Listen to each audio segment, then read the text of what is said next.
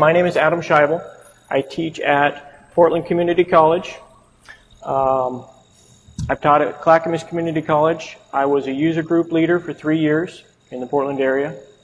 And I've always enjoyed mentoring and sharing what I have. So I work for the civil engineering and mechanical engineering departments and the drafting design departments at Portland Community College. And I'm underemployed, so if anybody needs a mechanical engineer or subcontract work, I've got some openings. I'm going to back up a little bit here to the title. SolidWorks and Lego blocks, tangible methods that really stack up. From blocks to trucks. I started my first year with 3 basic questions. What's the level of competency for the range of students? What student learning styles are most prevalent? And what teaching methods were used in the past? Just like in preparing for this presentation, I had to know the audience. I had to understand what they knew, where they were coming from, how they best absorbed information, and what worked or didn't work in the past. Question 1, what's the level of competency for the range of students? To me, this is the energy level. High school students are amazing. They understand the 3D world. They're enveloped in technology. They've got a really high energy level. They're coming in with their brains really wide open. At the community college level, though, we get a range of students, anywhere from the high school to the middle-aged to a 60-year-old machinist who's run a machine all his life and now he's transitioning. Okay. So I have a broad spectrum of students. So the energy level is not so much an age. It's how ready are they to learn new concepts. All right? And again, we're right out of high school. Young middle, aged middle, just plain old. And then I get occasional educators every term. High school teachers, other departments coming in, trying to tie SolidWorks into their curriculums. All right, so there's 5 main energy levels. Are their needs equal? Absolutely not. Sadly, only 1 in 4 students has the potential energy of SolidWorks world. You know, these are the high school students. 3 out of 4 are lacking a root level understanding of parametric CAD. They've come from Mastercam. They've come from AutoCAD. They still teach AutoCAD, which I just wish I could break the departments of that. Question 2, what student learning styles are most prevalent? Except for the occasional artist and graphic designer, I have some traces of, or all have some traces of logical or mathematical learning style. All right, they're engineers. They process numbers and information very well. Most are visual. I think it kind of goes without saying, but as an instructor in preparing my media, I've got to cater to that. Okay, I can't just throw a book down in front of them with a bunch of paragraphs in it. And some are physical or kinesthetic and tactile. Okay. How can I capture the visual and tactile? Question 3. What teaching methods were used in the past? Books like the SolidWorks Bible, and no offense, Matt, I don't think he's in the audience, but I know Matt personally, Matt Lombard. It's got lots of how, but no congruity. It's a poor recipe, and Matt will admit this. It's too big for a beginner's class. Again, in my beginner's class, I only have 10 weeks to get these guys on their feet. If the students were good at self-study, they wouldn't be in my class. Scripted lessons. It makes for a good dot-to-dot, but very little in the way of the big picture. There's hardly ever room for why. And one of the biggest problems I have with scripted lessons is that when a student gets off track, it's really hard to get them back. If a student misses step 4, goes on to step 5, he's lost. Common student problems that I've seen. Breaking the auto-bad mindset. All right? Get these guys out of the 2D world. All right? And if there's anybody who has power over their departments, stop teaching AutoCAD. Okay? AutoCAD and legacy data is fine. And every company has legacy data. but we need to stop teaching that mentality. Whoops. Learning to create separate, discrete features. All right? My students still, in their first sketch, draw the whole part. Okay? We need to break it down into extrudes, revolves, fillets, things like that. Visualization of geometry. If you can't visualize a surface in your head, you'll never draw it. And self-study and exploration. They've got to apply it to their needs, and they've got to make it their own. So I needed to find a balance between the how and the why, and to capture visual and tactile. Name a product that we all played with, and many of us still do, can keep a 5-year-old busy for hours and still solve most of the world's engineering problems. Lego. All right, so I built a lesson plan with an off-the-shelf Lego kit. Went to Fred Meyer's, bought a $5 Lego kit, tried to pick one that had a variety of shapes in it. So let's review the common student problems. Breaking the auto-bad mindset. Show them the wow factor by changing one Lego block into virtually any other with only 3 parameters. Learning to create separate discrete features. Individual Lego block geometry offers identifiable feature breaks. There's a cube or a prismatic shape. There's cylinders on the top. Visualization of geometry. If you can't visualize it in your head, you'll never draw it. So I have physical, tangible Lego pieces that the students can hold in their hand and see a direct relationship between the shape of the object and what's shown on the screen, or how to develop that shape. Remember that visual, tactile learning experience. Self-study and exploration. There's an infinite assembly potential with a small or limited block set. Using Lego blocks, I demonstrate the following features. We start with extrudes. We do extrude cuts. We revolve. Shell is a big one. I really capitalize on shell, especially the multi-thickness, because Lego blocks aren't the same thickness all the way around. So this is an excellent chance to really show them with a single feature how to get a lot out of their modeling. Sketch text. I encourage the students to put their own name on their Lego blocks or their logo. Multi-bodies. This one I enjoy because a lot of the Lego blocks represent a real manufactured, well, they're all real and manufactured, but they show manufacturing processes. In this Lego block, I've got a shell that can't go through the whole part. I've got to isolate the body on the right so I can do my shell so it can be manufactured. End conditions, extrude up to surface. This is really a precursor to, you can develop any shape on the top, and extrude up to surface is always going to take that shape. So it could be curved in this case. We do a lot of flat ones where it go up to the bottom surface of the logo or Lego, or it could be Pringle shaped up there. And for the students to capitalize on that, that's one of the wow factors that I enjoy. End conditions, to and from. I would say in the last 4 years, SolidWorks has done a great job of getting away from planes. We used to develop planes all over the place. We had to develop a plane for every location of every sketch. Well, the to from breaks them from that. And now we can sketch on the orthographic or default planes. Everything is in a common center or origin, and just extend that sketch or that feature where we need it to go. Loft, sweep, both base and cut. Remember, I tried to pick a Lego set that had a variety of shapes. And even this Battlestar Galactica looking piece offered some pretty simplistic ways to show a loft and a sweep.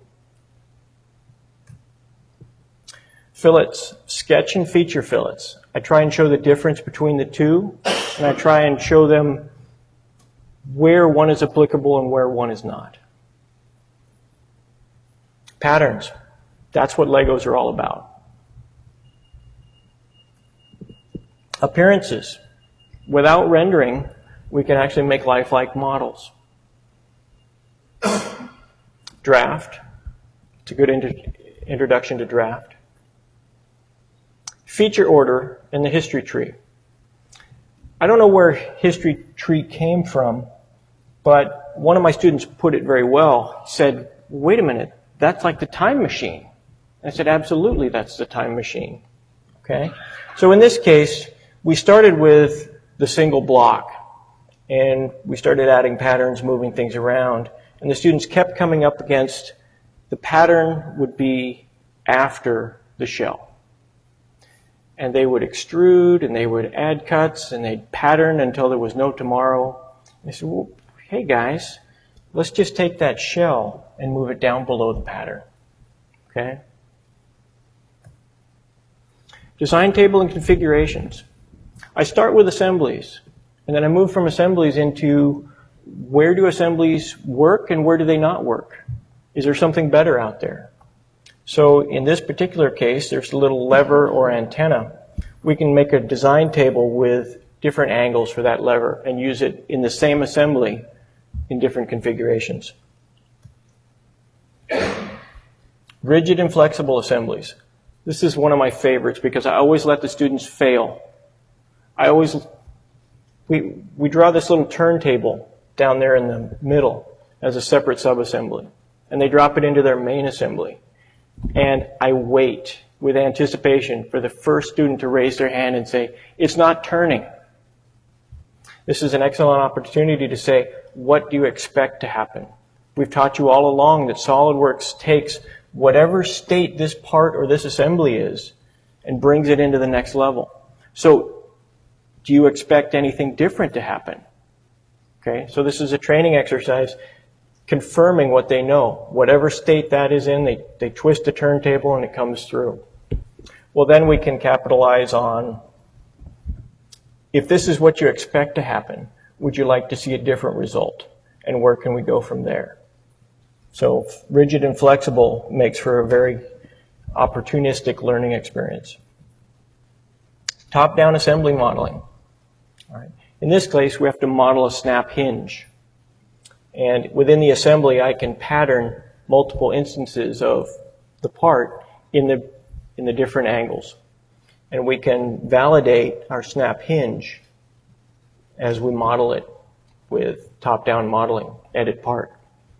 And then my challenge to the students is we go down to the RP manufacturing wing, we grow out our snap hinge, and we see if it actually snaps into the Lego set. Drawings and tables. I don't cover drawings too much. Most of my students already have been through a drafting class. They know they're drafting. SolidWorks makes drawings very easy, so we just cover the basics on drawings in my class. So we'll drop in an assembly first. We'll create a pick list or a bill of material. And this illustrates going down to the production floor and grabbing the needed Legos out of the bins for your kit. So to sum up, what do Lego blocks offer? Well, Lego blocks offer a tactile learning experience. That was one of my early conditions. What's their learning style? Almost every engineer has played with Lego blocks, and they're fun. It's also a good lead into the CSWA test. But you know, one of the things that amazed me, we draw both the thin blocks and the tall blocks. How many thin blocks does it take to equal one tall block? 3. How many people didn't know that? Lots. Yeah. So I always overestimated my students that they actually played with these things as kids, and a lot of them hadn't. So it kind of humbles me, brings me back to a root level. Sometimes you have to explain the most basic things to them.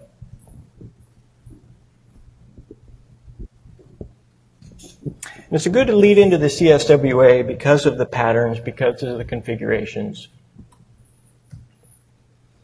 Also, Lego blocks replicate the SolidWorks assembly environment. Okay? So many times I get people drawing their parts as they would see them in the assembly. starting on the top or the back plane, for instance. Well, Lego blocks, just like a kit of jumbled parts, it doesn't matter how they end up on the desk. You pick them up and you put them in the assembly, mating them into a specific orientation. Assembly mates are reinforced with natural Lego block connectivity, dots to dots, parallels or coincidence on sides. And mate references, if you want to go through and take the time to set up mate references, they're really cool with Legos. Just drag them in. It's easy to turn one block into another through patterns, sketches, and design tables. Okay? As an instructor, I found that homework was a necessary evil. I didn't sign up to be a teacher so I could grade homework. And students certainly don't want to do homework. But my first assignment, the second day, gives them, I think, 15 Lego blocks to draw. And if they're really smart and if they really catch the lessons, they'll be able to draw one block and turn it into the other 14. Unity. Common geometry, feature, size, and pitch. The print shown here is what I call unity. It's a single Lego block, but it's the key to the entire Lego sequence. All right. So the dimensions here set the groundwork for all of the other Legos. So once that we define this block, I really don't have to answer a lot of repetitive questions on what's the pitch of the Lego? How many Legos across does it take to get a 2x8 Lego brick? Okay? They're all 5/16. All right? And Legos are fractional even. I didn't know that until I actually started drawing them.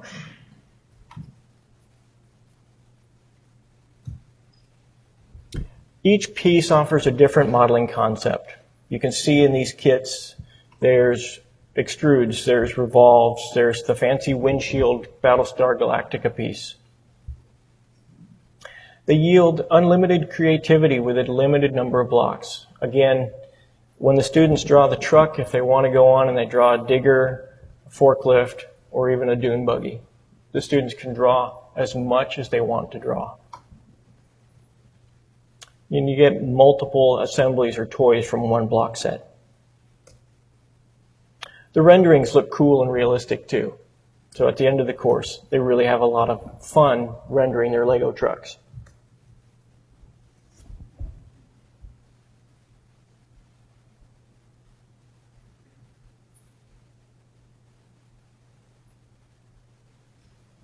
And I don't know if my links are going to work. Oh yeah.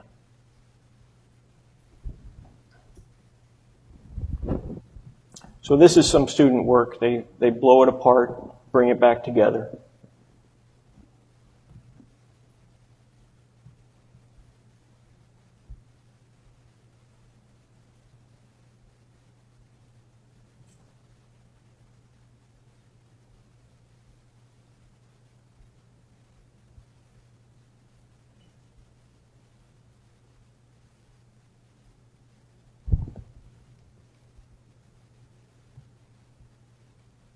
And one of the most interesting submissions I saw was a guy went in and deleted some of his keyframes.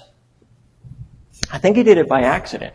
But once he did it, I was pretty amazed at what we saw. Students do the most amazing mistakes I've ever seen. So this guy deleted some keyframes, and he actually started assembling it as it was still exploding. I thought it yielded a pretty amazing effect.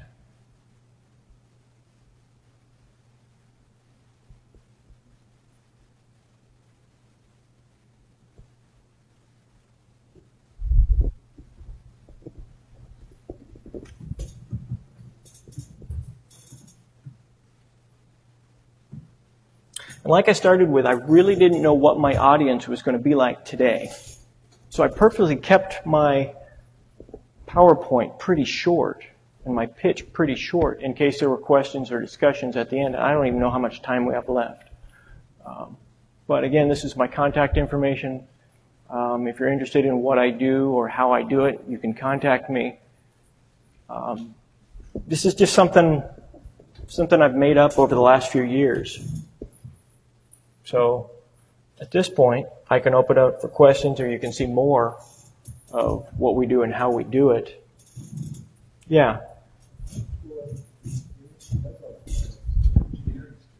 I'm sorry? I taught at advanced Legos class in robotics. It was a robotics course at the community college. We took a different aspect of it. They're using this with SolidWorks. Mm-hmm. I integrated it with actually Master Team. Because what happened was we used Legos as a robot. We had the robotic aspect of it. Sure. And so I had to teach them not only to put Legos together, but I had to teach them how to program. But a lot of the programming, cut and drag and everything like that, and it's really very, very interesting. What Designs that came up. exactly? And I know departments that actually cut out tooling to grow a part out and see if it fits in. What you saw here was a beginning SolidWorks class. I've got 10 weeks to get these guys from AutoCAD into 3D parametric CAD.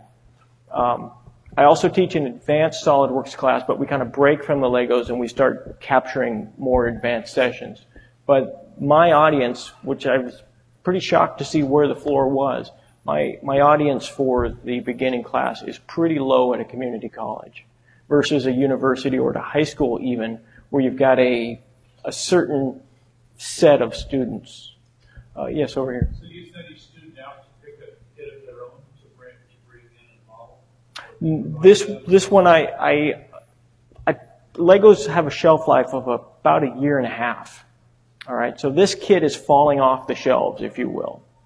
But this is one that I just picked a random kit. It's built around the 4915 creator set. But it could be any set, it could be any kit. And most people have these Legos in their kits. I've got them under my kid's bed now from my Legos when I was a kid. So they've got those blocks. Yeah, over here. Just curious, Mike, the pieces are how did you determine the draft angle? I did. After work and the kids went to bed, I actually pulled out the calipers and measured them as best I could. Yeah. So I just spent a couple nights miking Lego pieces. Would you like to share Yeah. 37 degrees was the draft angle. Yeah. Yeah, over here. I actually do this with my high school students, and they get out the calipers and the mics, and this is their beginning measuring. They have to reverse engineer them? Yep. Very good. That's great. That's good. Yeah, over here. Oh, yeah, I'm sorry.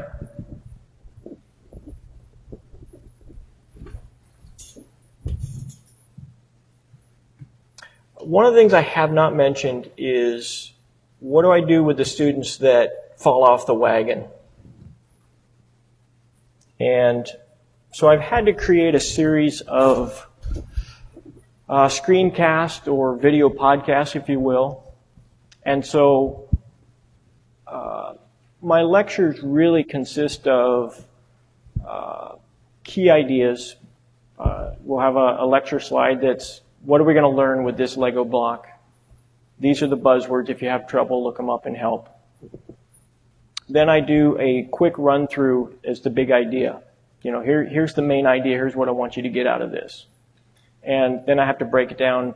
Many of the more complicated blocks I break down into a scripted lesson. But also I've found that I've needed these video podcasts to really break it down for those who can't follow along. Okay. And I found that helps too.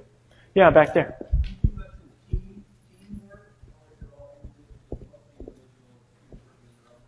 In the advanced class, I do. But in this Lego course, it's everybody working on their own. But I encourage social networks. Most of the time, most people can get this stuff done in one class session. I have 4 hours a week, basically.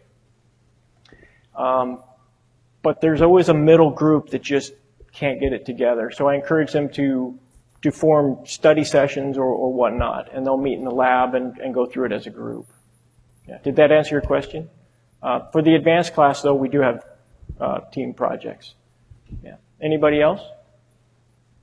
Yes. I was telling you about, there was a lot more to it than I actually wanted. This was in the machine shop. I'm a CNC instructor also, so when they needed parts, they also designed it and they built it on the CNC lathe, Was this in a high school or? It was both. It was the advanced high school students who took the course. They could come over to college. And then the regular two-year college students. Actually, I had some PhDs. I would love to have that position. Unfortunately, I find myself being more of a social worker, if you will, at the community college level.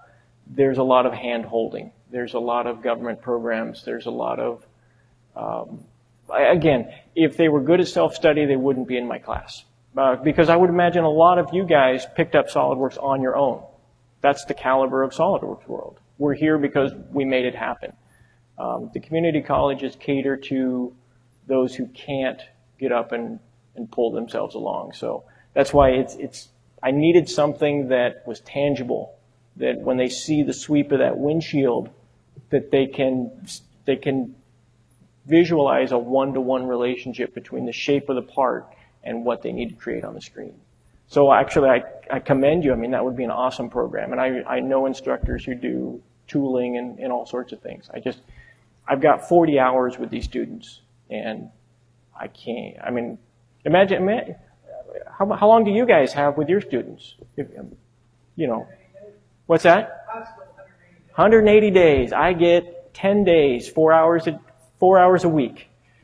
And I got to take these guys from nothing to a CSWA.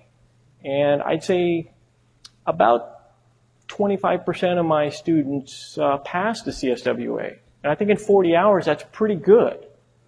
Yeah.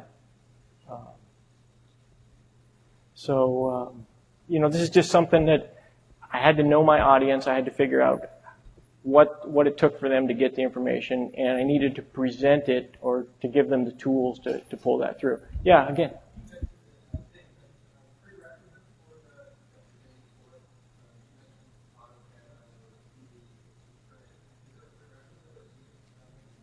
The only prerequisite I require is that they know the Windows XP environment, which is pretty sad because XP is already out. I mean, it's already done. But there are students that don't know how to log into the network, and that's pretty automatic. You turn it on and it's logged into the network. But really just understanding basic file management and what a right click is kind of the floor for me. I'm not teaching drafting. I'm not teaching, you know, conceptual modeling. I'm just teaching, here's the tools in SolidWorks so that you can go out and get a job. Yeah. Yes? Are your instructional videos on YouTube or just on your school? That's a good question. I don't like YouTube because the resolution sucks. I use Jing. Jing is free. And when you work for a community college, the deans really like free. So just Google Jing if you don't know what it is. I can do a screencast or I can save it out as a flash. And the beautiful thing there is it opens in any browser. Opera, Safari, Chrome, Firefox, Explorer, any browser that these guys have. I can actually save out the flash too if I want. I've got an option of posting a screencast and having it hosted and then just sending the students the link, or actually give them a folder at the beginning of class with, here's all the Lego blocks, here's all the flash videos. If you have trouble with block number 4, 5, 6, 7, you search 4, 5, 6, 7, and there's the instructional video for it. Did that cover it? Yeah. Can you spell out the G, J, or It's J. J-I-N-G. Jing. Yeah. You were bringing up before what platform you use for instruction. I'm fortunate that I have access to something called Tooling University. Tooling University is very effective. But I take grants for it and I give it out to students. It is so professional that it even beats any teaching that I could do. So what I do is I pull in Tooling University. They got hundreds of different subjects. Great. I actually did the lesson. Testing online, I control students, I can tell how long they've been online. It's Tooling University. They're at this show. Okay. Tooling University, guys. I'm sorry. Oh, I think they're at this show. okay. Okay. If you can you send me some information? Can you email me some information about it? Yeah, I can get you a card. Yeah. Okay. And then if anybody wants information about that, just ping me and I'll forward that on to you. Yeah. Who you got? Doing a assembly project here at my house, and one of my students went out and practically gone. Okay.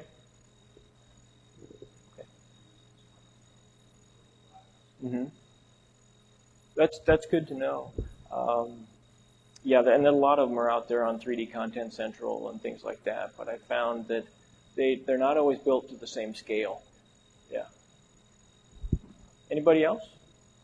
Okay. Well, thank you for coming. I think I got you out a little bit early. Appreciate you coming in. If you have any feedback or anything, feel free to contact me. Thanks for sharing.